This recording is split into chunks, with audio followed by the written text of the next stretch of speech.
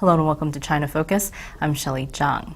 The Spratly Islands, the Scarborough Shoal, these groups of uninhabited islands in the middle of the South China Sea have been the subject of big disputes between China, the Philippines, and other Southeast Asian nations. Now, it's a big deal because whoever controls those islands and the waters around them control oil and natural gas deposits, as well as key shipping lanes through the region.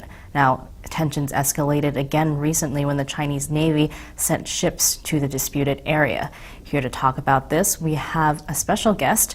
Now, she's been called China's newest public enemy #1. She's Loida Nicholas-Lewis, the national chair of U.S. Pinoy's for Good Governance. Loida, thank you for joining us today. Thank you. Thank you for inviting me. So, can you tell me how you first got involved in the South China Sea issue? Well, it's sort of providential because I met this young man, a Filipino-American who was born here in the United States, who has been tracking what's happening in the Spratly Island.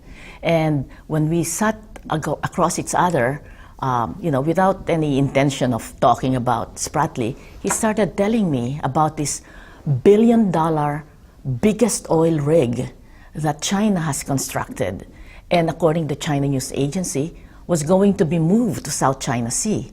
Now, I know for a fact that during the time of our previous president, Gloria Macapagal-Arroyo, they had an agreement with China to explore our seas, and they found 213 billion barrels of oil under our shores. So where else is this rig going to come but to our shores?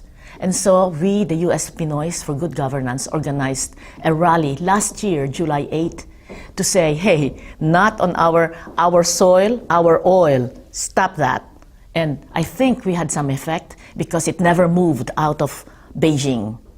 And we heard news that during the summer, they move it towards Vietnam, near Paracel Island, but still within the 200 nautical miles of China, right in the middle of the 200 nautical miles of Vietnam. So the way it works is that, according to the UN Convention, that any waters within 200 nautical miles of a country, they can claim it as their economic zone. In 1994, the United Nations Convention on Flow of the Sea was signed by 120 countries, including China and the Philippines and many others, that 200 nautical miles from your shore belongs to you for exploration, for exploitation, and all its minerals.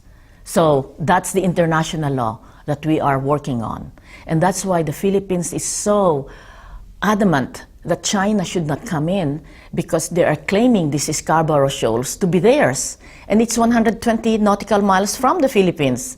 So hey, this is ours. So it's well within, by international law, well within the Philippines. It's our territory. Yeah, it is ours. So let's talk about, since last July, the situation in the South China Sea is escalated, if anything. What has your group been doing in terms of what happened last April when there was that kind of standoff between the Philippine ships and Chinese ships in the area? Well, we decided, it was some effect last year, so we had another rally all over the world, because by this time, Filipinos and other places of the world joined us in putting a rally against China's consulate.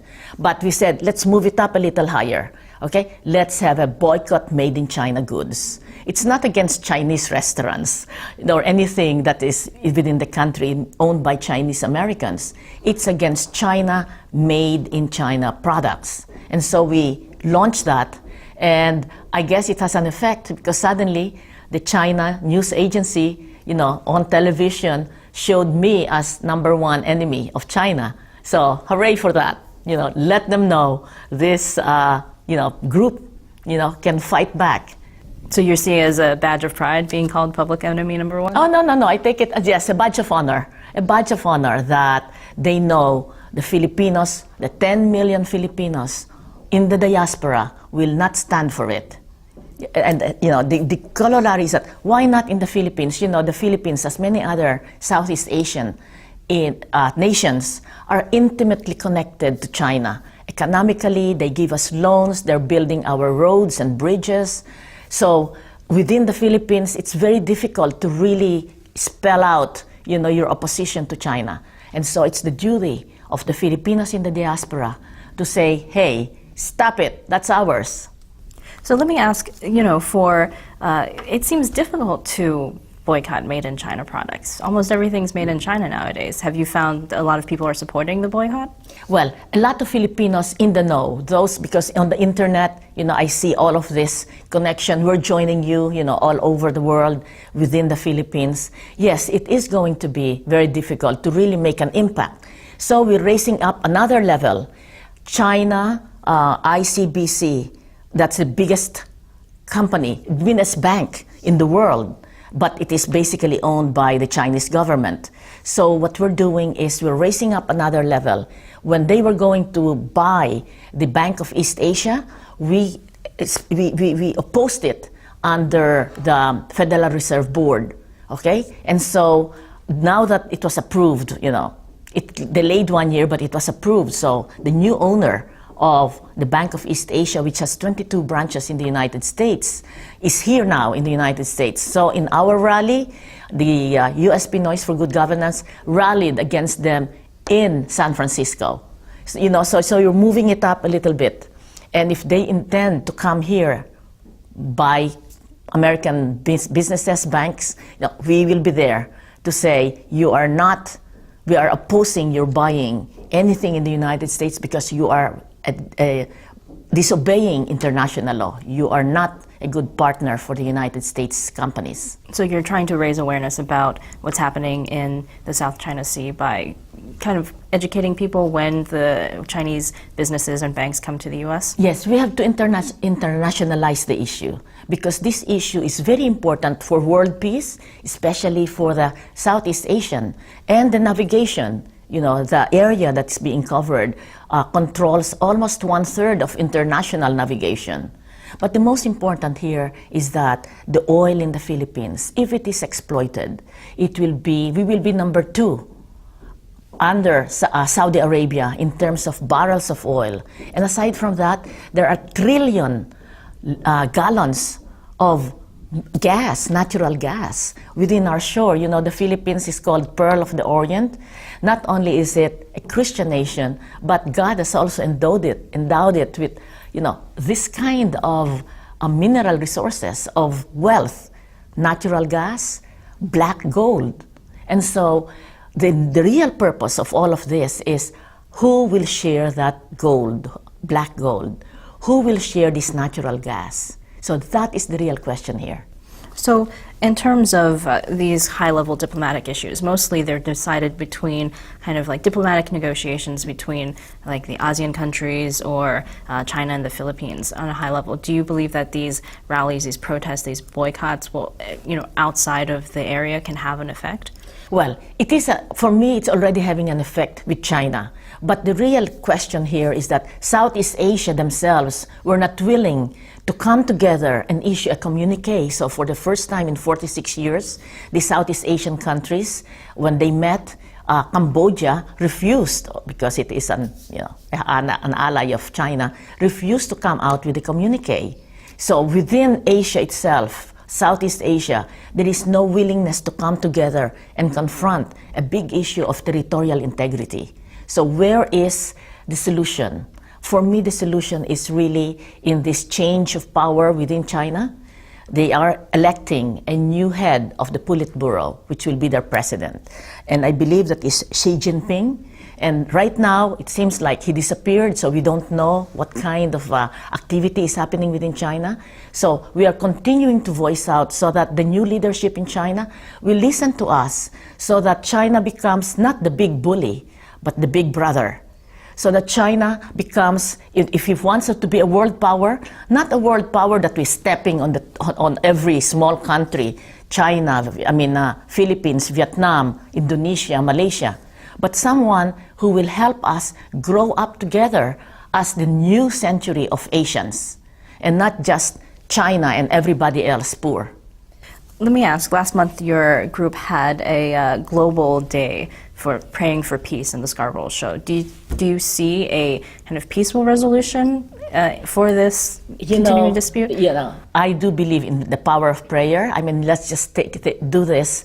During the Marcos time, he was so powerful, and yet with prayer, he was toppled down without any shot, without any revolution, without blood.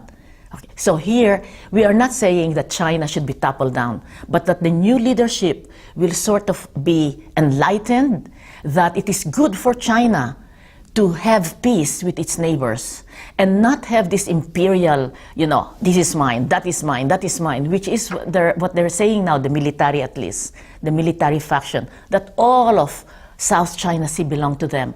They're basing it on a map of the year 120. How ridiculous is that? During that time, Italy, if with that logic, Italy should own all of Europe because the Roman Empire owned Europe in the year 120. Or all the Native Americans should own United States. Or even in the Philippines, our Negritos, who are in the mountain, who occupy the Philippines, should own all of the Philippines. So it's so ridiculous. And besides, there was a map that was shown by a historian who bought a book. In the year 1904, China itself published a map that showed that their territory ended on the little island, close to Hong Kong, and did not contain the South China Sea. So making claims from historical comparisons isn't necessarily the soundest way to go. It is ridiculous. It is ridiculous. So I just want the new leaders of China to understand that they have a great future as a world power if they will be a good citizen of the world, following the international rule of law. So Loida, we just have about a minute left. Is your group going to be doing anything in the near future about this? Well, we are waiting because right now it's a status quo.